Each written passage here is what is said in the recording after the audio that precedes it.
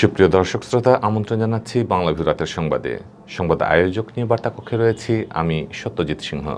শুরুতেই জানিয়ে দিচ্ছি যথারীতি লতিফ ট্রাভেলস সংবাদ শিরোনাম। সিলেটে ব্যাংক কর্মকর্তা হত্যা মামলার প্রধান আসামির আদালতে আত্মসমর্পণ, 7 দিনের রিমান্ডে চেয়েছে পুলিশ। করোনার ভ্যাকসিন নিলেন সিলেট সিটি কর্পোরেশনের মেয়র আরিফুল হক চৌধুরী। সিলেট সীমান্ত থেকে উদ্ধারকৃত প্রায় 5 কোটি টাকার মাদক ধ্বংস করেছে বিজিবি। মাদক ও চোরাচালান বন্ধে সবার সহযোগিতা কামনা। সিলেটের কানাইঘাট পৌরসভা নির্বাচনে মেয়র পদের গেজেট ও শপথ স্থগিতের আদেশ উচ্চ আদালতের। 3 কেন্দ্রের ভোট পুনর্গণনার নির্দেশ। নববধূকে নিয়ে সংবাদ সম্মেলন ক্রিকেটার নাসিরের। আগের স্বামীকে তালাক দিয়েই নাসিরকে বিয়ে করার কথা জানালেন তামিমা। স্ত্রীকে অপমান করলে আইনি ব্যবস্থা নেওয়ার কথা জানালেন নাসির। সিলেটে একদিনে 11 জন করোনা আক্রান্ত শনাক্ত, একই সময়ে সুস্থ হয়েছেন 32 জন। দেশে গেল 24 ঘন্টায় করোনায় আক্রান্ত ও মৃত্যু 2ই কমেছে, মারা গেছেন আরও 5 জন। হাওর ভাতার দাবিতে সুনামগঞ্জের 3 উপজেলার শিক্ষক ও কর্মচারীদের মানববন্ধন, ভাতা না দেওয়া পর্যন্ত আন্দোলন চালিয়ে যাওয়ার ঘোষণা। শুনছিলেন সংবাদ শিরোনাম, এবারে বিস্তারিত। সিলেটে সিএনজি অটোরিকশা চালকদের হামলায় অগ্রণী ব্যাংক কর্মকর্তা মওদুদ আহমেদ হত্যা মামলার প্রধান আসামি নুমান হাসনুর আদালতে আত্মসমর্পণ করেছেন।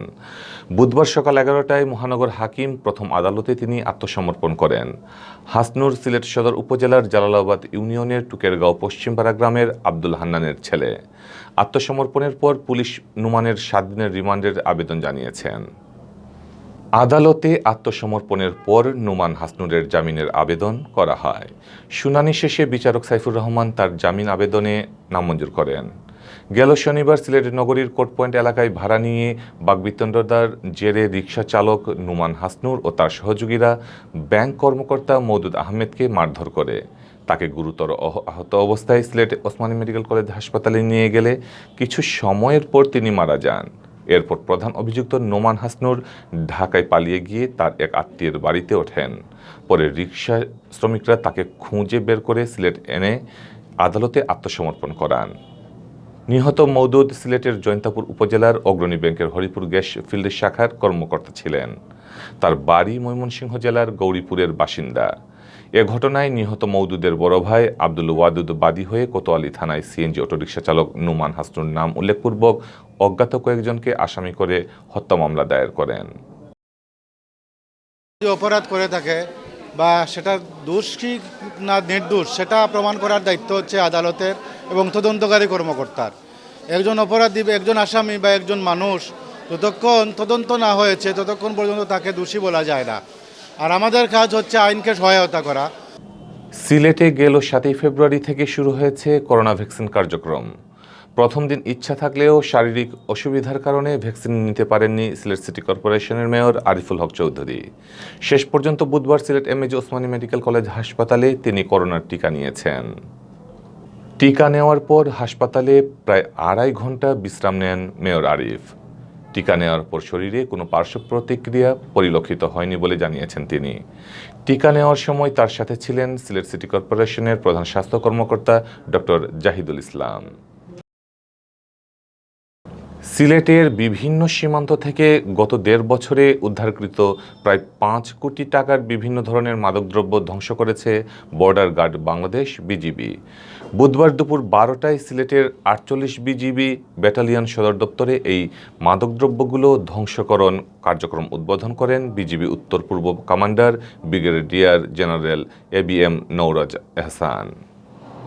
ধ্বংসকৃত মাদকদ্রব্যগুলোর মধ্যে ছিল 19,088 বোতল ভারতীয় বিভিন্ন ব্র্যান্ডের মদ, 4,021 বোতল ফেন্সিডিল, 9,793 পিস ইয়াবা, 92 কেজি গাঁজা ও 6,69,000 পিস ভারতীয় বিড়ি। বিজিবি 48 ব্যাটালিয়ন অধিনায়ক আহমদ ইউসুফ জামিল জানান, ধ্বংসকৃত মাদকদ্রব্যের আনুমানিক দাম প্রায় 4,78,67,330 টাকা। 2019 সালের 13 জুন থেকে 2021 সালের 31 জানুয়ারি পর্যন্ত বিভিন্ন সীমান্ত এলাকায় ভারত থেকে অবৈধভাবে নিয়ে আসা এসব মাদকদ্রব্যগুলো উদ্ধার করা হয়। সীমান্ত দিয়ে মাদক প্রবেশ বন্ধে বিজিবির তৎপরতা আরও বাড়ানো হয়েছে বলে জানান বিজিবি কর্মকর্তা জামিল। সুতরাং সীমান্তের কোন দিক দিয়ে কিভাবে আসছে, সীমান্ত একটা বিশাল একটা পরিসর। আমরা আমাদের বিজিবি সদস্যবৃন্দ কিন্তু সীমান্তে 24 ঘন্টায় তারা দায়িত্বরত আছে, সেই হিসাবে তারা দায়িত্ব পালন করে যাচ্ছে এবং আমরা আমাদের প্রচেষ্টা অব্যাহত রেখেছি যতটুকু সম্ভব যাতে এটাকে জিরো পর্যায়ে নামিয়ে নিয়ে যাওয়া যায়, সেই চেষ্টা আমরা অব্যাহত রেখেছি। সদ্য সমাপ্ত সিলেটের কানাইঘাট পৌরসভা নির্বাচনে মেয়র পদের গেজেট ও শপথ স্থগিতের আদেশ দিয়েছেন উচ্চ আদালত। কানাইঘাট পৌরসভা নির্বাচনে স্বতন্ত্র মেয়র প্রার্থী সুহেল আমিনের রিট আবেদনের প্রেক্ষিতে মঙ্গলবার হাইকোর্ট বিভাগের 3 বিচারপতির সমন্বয়ে গঠিত বেঞ্চ এই আদেশ প্রদান করেন।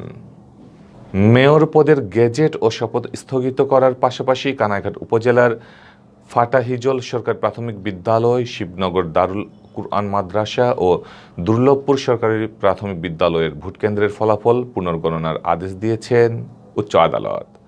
একই সাথে ফাটাহিজল সরকারি প্রাথমিক বিদ্যালয় ভোটকেন্দ্রের দায়িত্বপ্রাপ্ত প্রিসাইডিং অফিসার শাখাওয়াতকে আগামী 7 দিনের মধ্যে উচ্চ আদালতে উপস্থিত হয়ে ব্যাখ্যা প্রদানের আদেশ দেন আদালত। প্রসঙ্গত গেল 14 ফেব্রুয়ারির অনুষ্ঠিত কানাইঘাট পৌরসভা নির্বাচনে মেয়র পদে আওয়ামী লীগ প্রার্থী লুৎফুর রহমান 146 ভোটের ব্যবধানে বিজয়ী হন। তার নিকটতম প্রতিদ্বন্দ্বী ছিলেন সুহেল আমিন। বিয়ে করেছেন ক্রিকেটার নাসির হোসেন। এখন তার হানিমুনে যাওয়ার সময়, কিন্তু হানিমুনের পরিবর্তে এখন তাকে নববধূ তামিমাকে নিয়ে সংবাদ সম্মেলন করতে হচ্ছে। নাসিরের স্ত্রীর সাবেক স্বামী রাকিবের করা মামলা এবং বিভিন্ন অভিযোগের জবাব দিতে বুধবার এই নবদম্পতি সংবাদ সম্মেলন করেন। সেখানে নাসিরের স্ত্রী বলেছেন তিনি আগের স্বামী রাকিবকে ডিভোর্স দিয়েই নিয়ম মেনেই নাসির হোসেনকে বিয়ে করেছেন। সাবেক স্বামী যেসব অভিযোগ করেছে তার সবই মিথ্যা, হয়রানি করার জন্যই এমনটা করছে সে। সংবাদ সম্মেলনে নাসির হোসেন বলেন, সব জেনে শুনেই তিনি তামিমাকে বিয়ে করেছেন। ধর্মীয় রীতি অনুযায়ী তাদের বিয়ে হয়েছে। তামিমার সাবেক স্বামী এখন সামাজিক যোগাযোগ মাধ্যমকে ব্যবহার করে তাদের সুন্দর সময়কে নষ্ট করার অপচেষ্টা চালাচ্ছে। কেউ তামিমার সম্মানহানির চেষ্টা করলে স্বামী হিসেবে তিনি আইনসম্মত ব্যবস্থা নেবেন বলেও জানান নাসির।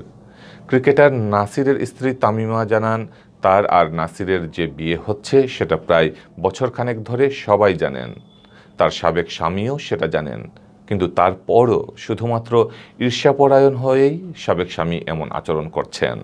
তামিমা বলেন, তিনি অনেক আগেই রাকিবকে তালাক দিয়েছেন, তালাকের কাগজপত্রও তার কাছে আছে।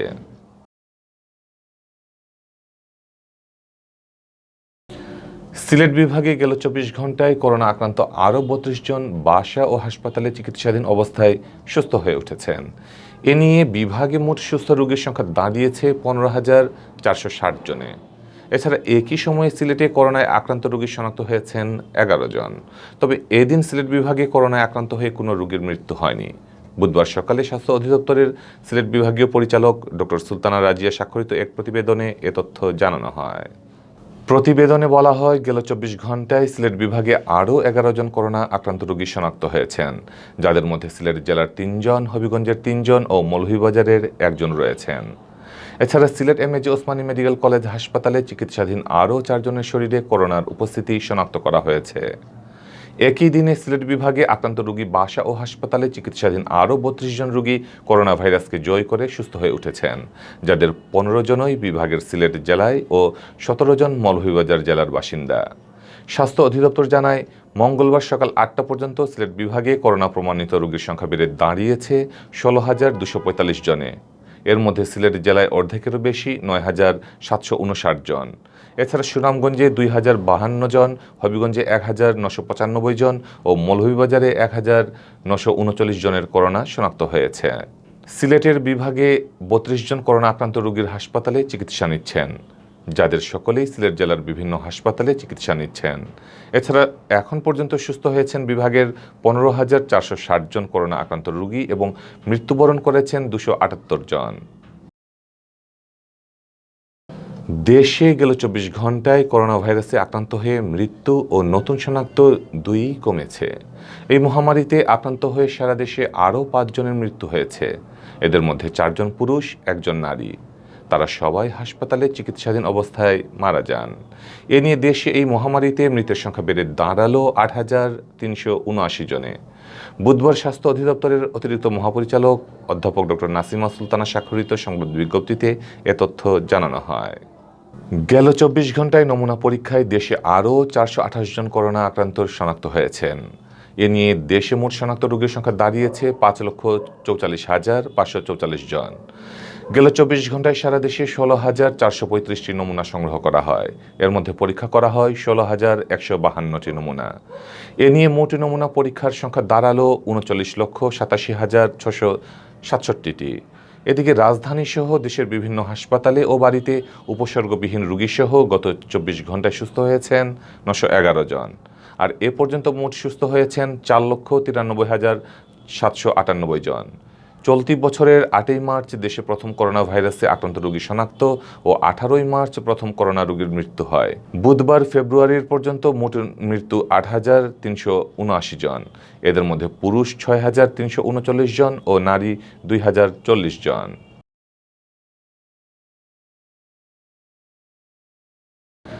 বিশ ভাগ হাওর ভাতার দাবিতে মানববন্ধন করেছেন সুনামগঞ্জের দুয়ারাবাজার, শাল্লা ও ধর্মপাশার এমপিওভুক্ত শিক্ষক ও কর্মচারীরা। হাওর ভাতা বাস্তবায়ন কমিটি সুনামগঞ্জের উদ্যোগে বুধবার সকালে সিলেট কেন্দ্রীয় শহীদ মিনারের সামনে এ কর্মসূচি পালিত হয়। মানববন্ধনে বক্তারা বলেন, হাওড়া অঞ্চলের সকল সরকারি কর্মকর্তারা হাওর ভাতা পান, কিন্তু এমপিওভুক্ত শিক্ষক ও কর্মচারীরা এই ভাতা থেকে বঞ্চিত। হাওর ভাতা না পাওয়া পর্যন্ত শিক্ষকদের আন্দোলন চলবে, তারা রাজপথ ছেড়ে যাবে না। মানববন্ধন শেষে শিক্ষকরা সিলেট বিভাগীয় কমিশনারের মাধ্যমে প্রধানমন্ত্রী বরাবর স্মারকলিপি প্রদান করেন। এতক্ষণ দেখছিলেন বাংলাভিউ রাতের সংবাদ। কিছুক্ষণ পর শুনুন সিলেটের আঞ্চলিক ভাষায় রাতের সংবাদ। দেখার আমন্ত্রণ জানিয়ে বিদায় নিচ্ছি। সাথে থাকার জন্য ধন্যবাদ।